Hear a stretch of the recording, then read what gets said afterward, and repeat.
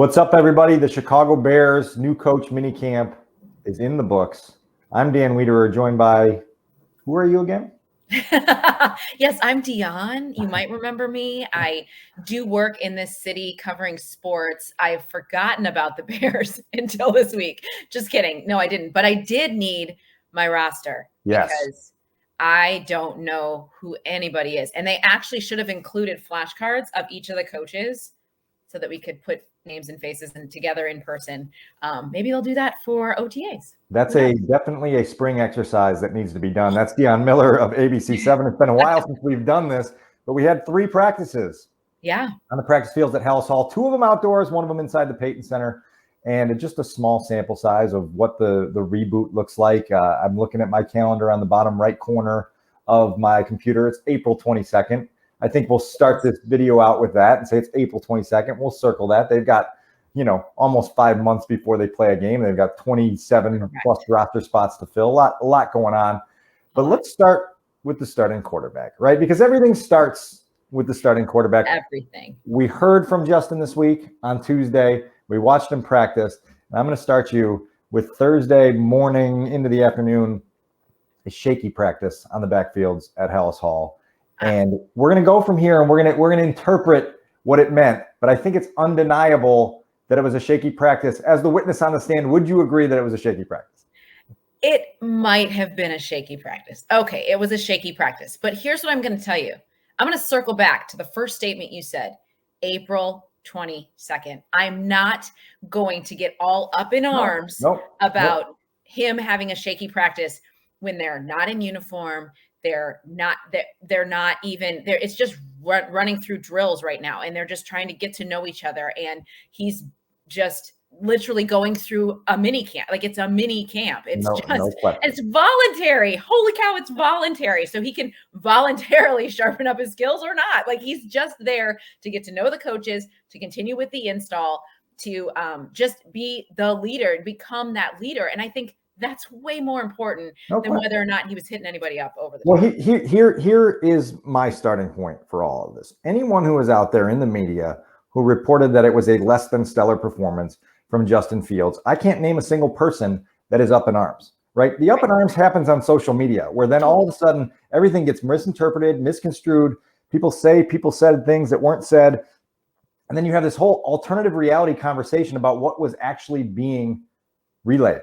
Right? As conduits to the fans, we're just relaying information.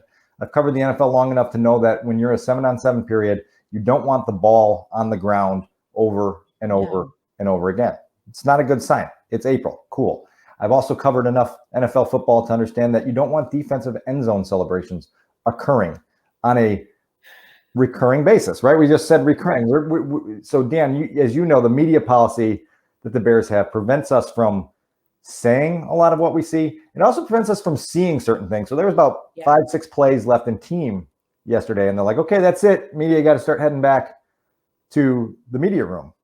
I said, this must be where you guys are uncorking all the trick plays, right? And then we start going back, and there's still the first team offense out there trying to run plays.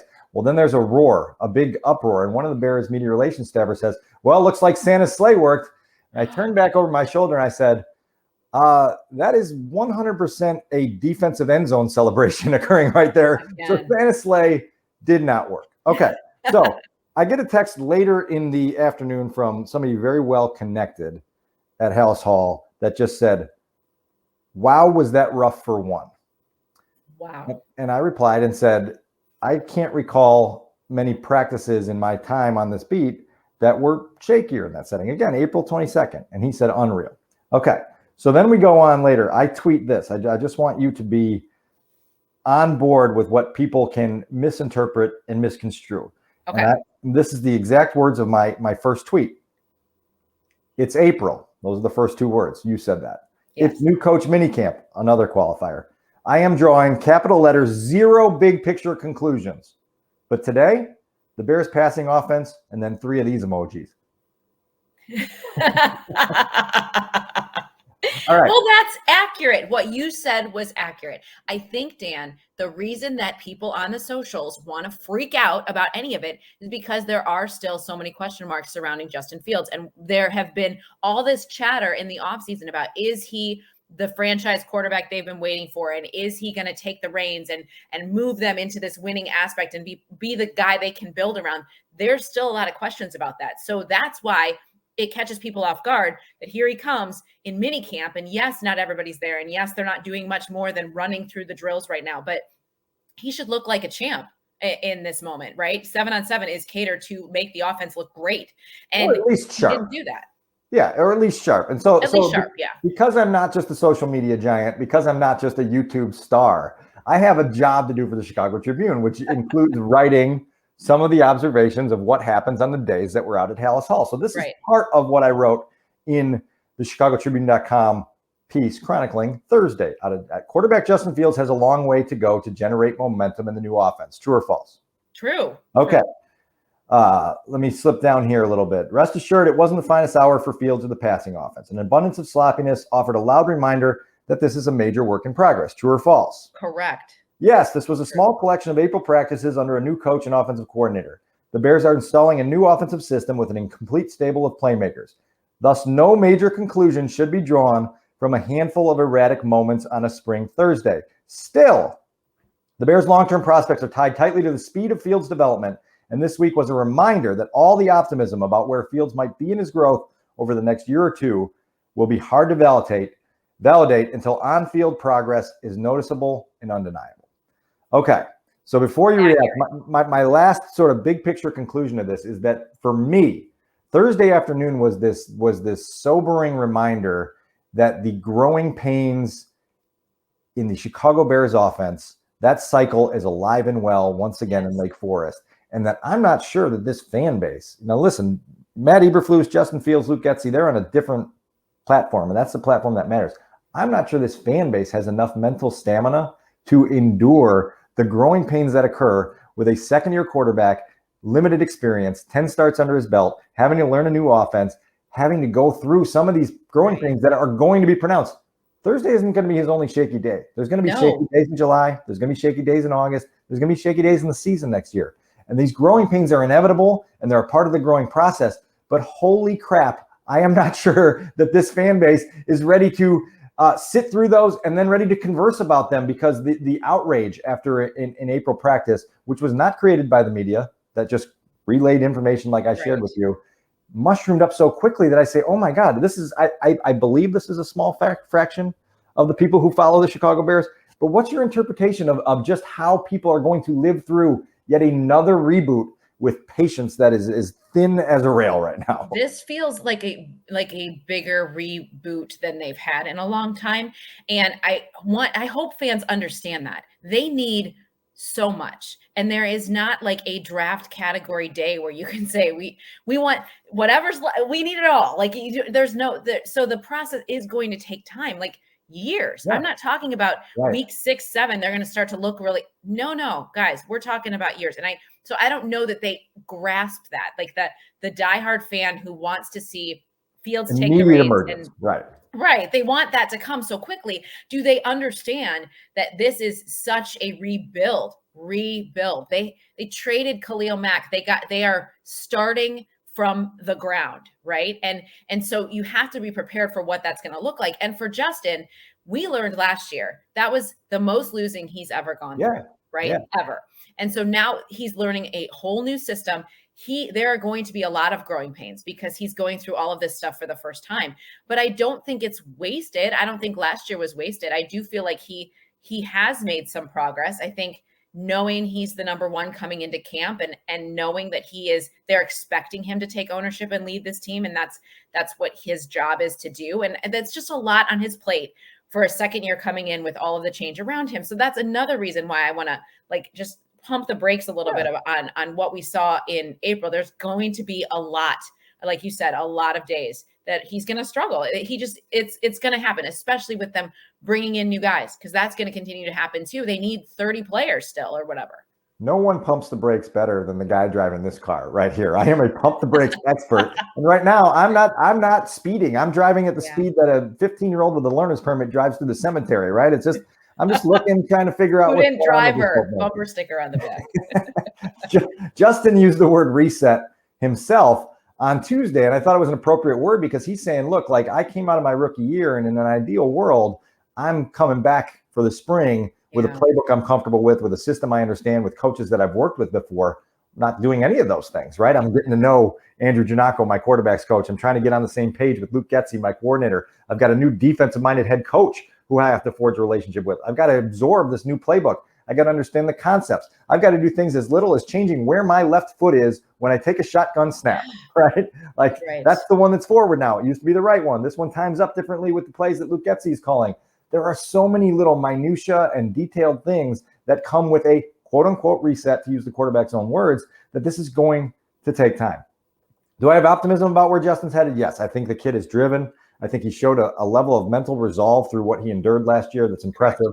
I think he still has incredible arm strength, incredible athleticism, incredible speed that this offensive staff needs to utilize better than the last one was able to do. But there are going to be a lot of bumps on that growth curve, and it's not just going to be a linear aerial up. And Thursday for me was just that reminder of, oh my God, like there are going to, we go back to the Trubisky era with this, where people would say, how does Mitch look? How does Mitch look? How's Mitch look? And you go, not that good. And they'd go, don't worry about it. So why did you ask me, right? Like my job is to tell you how it looks. And I'm going to keep repeating that. And for those who want to follow this team 365 days a year with a passion, you better be ready for some reality with that too, because I don't run the neighborhood Kool-Aid stand until I know I've got a mix that's going to taste good for the Kool-Aid stand.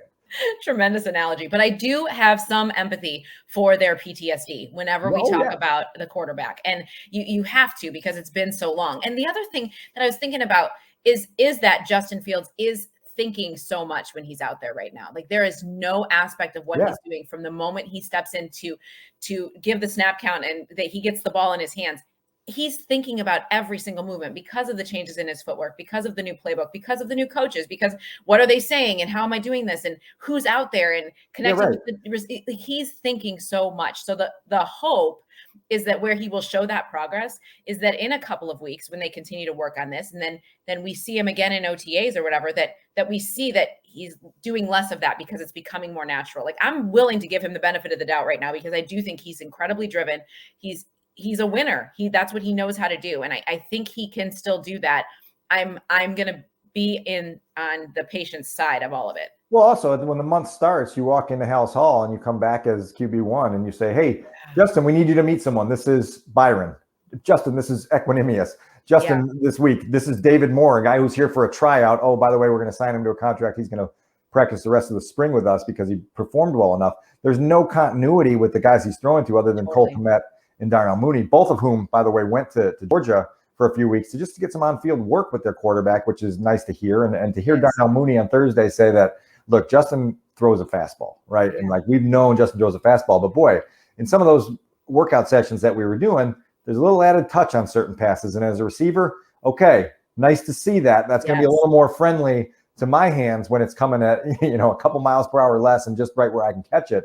Those are things that need to work themselves out. And Justin's got to work that out with each and every one of the guys that he's going to be throwing to in the regular season, several of whom are not here yet. Obviously, next week, I think we expect them to add at least one in the draft, possibly multiple, to get Justin help. It's unbelievable to think about how few players they had for minicamp, like in the 60s. Like it's another example, another piece of evidence to show us just exactly where this franchise is right now. And we have to be patient for that. I wish that they had first round draft picks. I wish they could get a couple from the Jets or the Giants or something, like that they could get involved in that first round, but because their needs are so great, but this is where they are and they have to accept that. And Justin, I think, understands that, but I think he's also going to be the kind of guy that wants to, I think the work he did with Cole and with Darnell is proof that he wants to elevate those around him and he wants to put them in a position to succeed. And so that's his mentality coming into this, is he wants to understand, he wants to grasp. You remember last year, like when he was taking over as number one QB, like he didn't go out, he was home, he didn't do, you know what I mean? Like he was studying, he was committed to it. And I don't think any of that is going to change.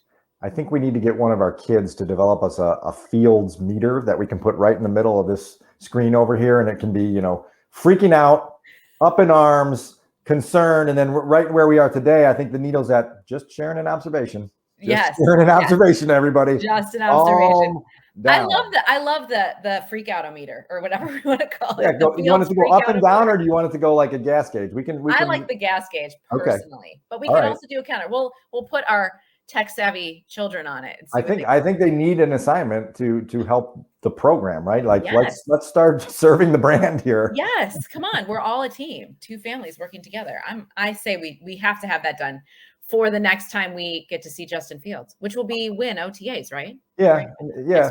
So maybe we get it ready for mandatory minicamp. Yes, that sounds good. All right, I'll get on that. That's Dionne. I'm Dan. We'll have more Bears content throughout the weekend. Thanks for joining us. Bye, guys.